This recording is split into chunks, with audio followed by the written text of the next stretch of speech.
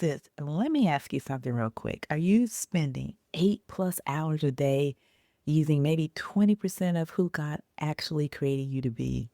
Because if you're nodding your head right now, and then this video is about to change everything for you. Hey, beautiful. Welcome to the Launch Your Coaching Ministry podcast. I am Monique Addison-Stinson. And listen, here's the truth. Corporate may have given you a title, but God gave you a calling. If you're a Christian woman over 40 who's ready to stop tying your worth to your job and step into your God-given ministry, then this is your space. I show you how to package your corporate skills into kingdom work and get paid for it. Listen, my mom taught me something very powerful. If I don't bet on myself, who will? Now I help women just like you stop making excuses and start making moves, turning your experience into the coaching ministry God's been preparing you for this whole time. So, are you ready to launch? Let's go, sis. I spent 20 plus years, I think around 22 years in corporate myself. And honey, I thought I was successful. Corner office, 6-figure salary, respect from my peers. But there was this quote from Seneca that literally woke me up. The quote is, "It is not that we have a short time to live, but that we waste a lot of it." And today I'm going to show you why he was absolutely right about your corporate job and what you can do about it. So listen, in this video, we're going to cover 3 big things: how corporate turned you into a professional gift hider, and you didn't even know it, why you're literally running out of time to answer your calling, the stewardship wake-up call that every Christian woman needs to hear. So those are the 3 things. It's going to be kind of a short video. So grab your coffee or iced coffee and listen. We're about to get really real about your career and your calling. All right, so let's start with the hard truth. Now, corporate America is brilliant at taking your God-given gifts and shrinking them to fit their little or chart boxes, right? So think about it. You're naturally gifted at helping people transform their lives. Great. They'll let you manage employee engagement. Or let's say you have this supernatural ability to help women find their confidence. Perfect. You can lead diversity initiatives. And slowly, without even realizing it, you start believing that the corporate version of your gifts is your gifts. And you learn to play small. And you learn to dim your light, and you learn to bury the very gifts that used to make you come alive. I remember the day that this hit me, and I had become really, really good at using maybe a fraction of who God actually created me to be. I was a professional gift hider, and honey, I was getting paid handsomely for it. But here's the cruel irony. While you're getting comfortable in your corporate coffin, like I like to call it, there are women out there right now who are drowning in the exact struggles that you know how to solve. They're praying for someone with your specific wisdom, your earned insight, your battle-tested faith. But instead of serving them, you're serving quarterly projections and stakeholder reports. Ugh. Now, let me do some math that might sting just a little bit, but you need to hear it because I had to hear it. So if you've been in corporate for 20 plus years and you're around 45, you've potentially wasted 7,300 days not walking in your full calling. That's 175,200 hours of buried gifts. That's 10.5 million minutes of impact you could have been making. But here's where it gets real, sis. How many women could you have helped transform their lives in those 20 years?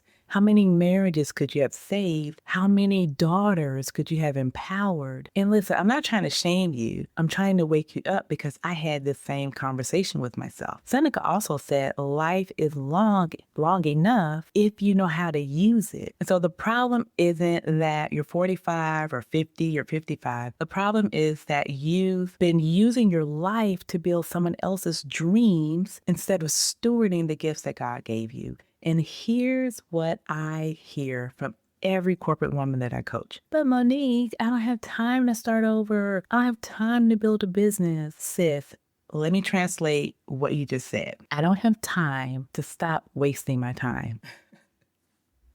You have time to sit in, let's say, a 3-hour budget meeting that could have been an email. You have time to write reports that nobody reads, but you don't have time to step into God's purpose, the purpose that He created you for. The truth is, I don't have time isn't about time. It's about the fear hiding behind professional excuses. And listen, if you're sitting here thinking, okay, Monique, I hear you, but how do I actually figure out what my calling is? Well, listen, sis, I created something specifically for that because I've heard this a lot. So I created a free quiz called What Type of Faith-Based Coach Are You Secretly Meant to Be?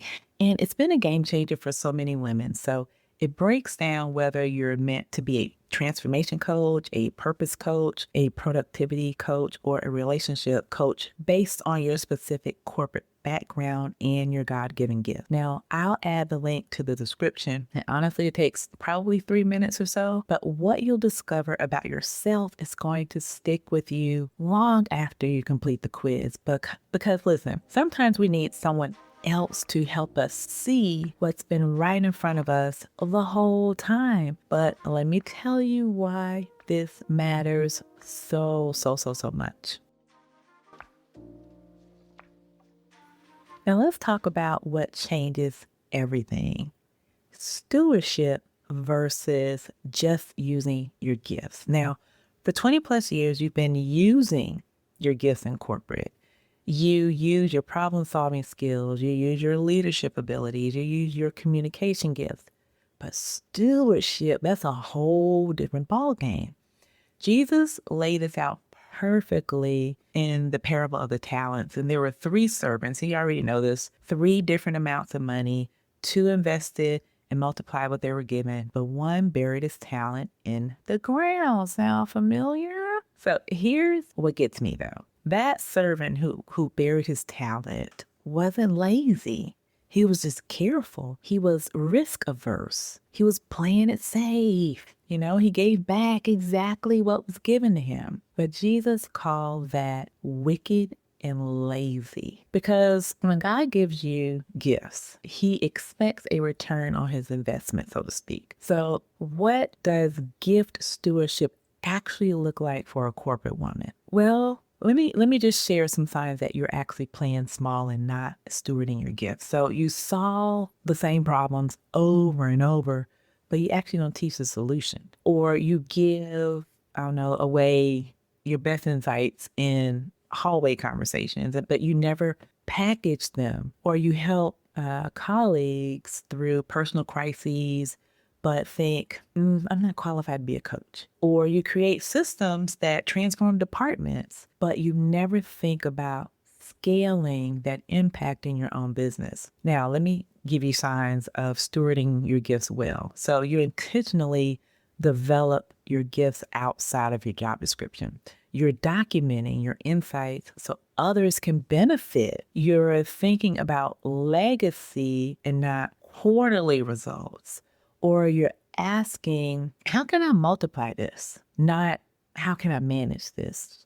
See the difference? One of my clients took her corporate HR expertise and turned it into a coaching method for working mothers. And in 1 year, she's helped 47 women navigate career transitions while raising kids. But here's the kicker. Those 47 women are now modeling healthy work-life integration for their daughters. And that's not just using her gifts, that's stewarding them into generational impact.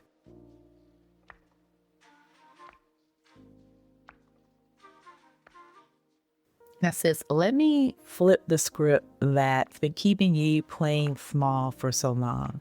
You'd think it's humble to hide your gifts in a corporate job. You think it's selfish to want to steward them for greater impact. It's selfish not to steward your gifts. Right now, there is a woman crying in her car after another soul-crushing workday, and she needs exactly what you know how to give her. There's a mother trying to figure out how to balance career and calling, and your experience is her answer. Your refusal to steward your gifts isn't being humble, it's being disobedient. Reggie McNeil said it perfectly, really. The graveyard is the richest place on earth. It's full of dreams that never are pursued, books that were never written, songs that were never sung, all because someone was too afraid to take the first step. Don't let your gifts be graveyard treasure. Listen, your corporate chapter taught you. It did. It taught you. Now it's time for you to teach others. For 20 plus years, you've been in God's training program in your corporate job. Every difficult conversation was coaching practice. Every system you built was a methodology development. Every team you led was leadership preparation.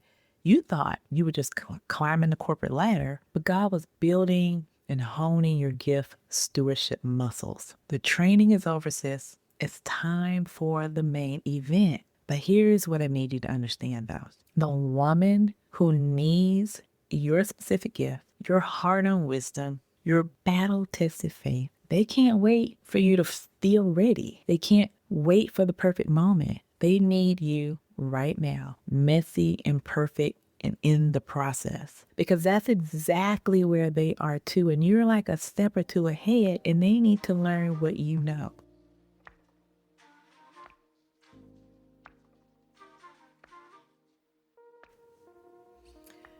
Listen, if Seneca's words are resonating with you right now, it's because your calling is ready to be heard. You've been a professional gift hider long enough.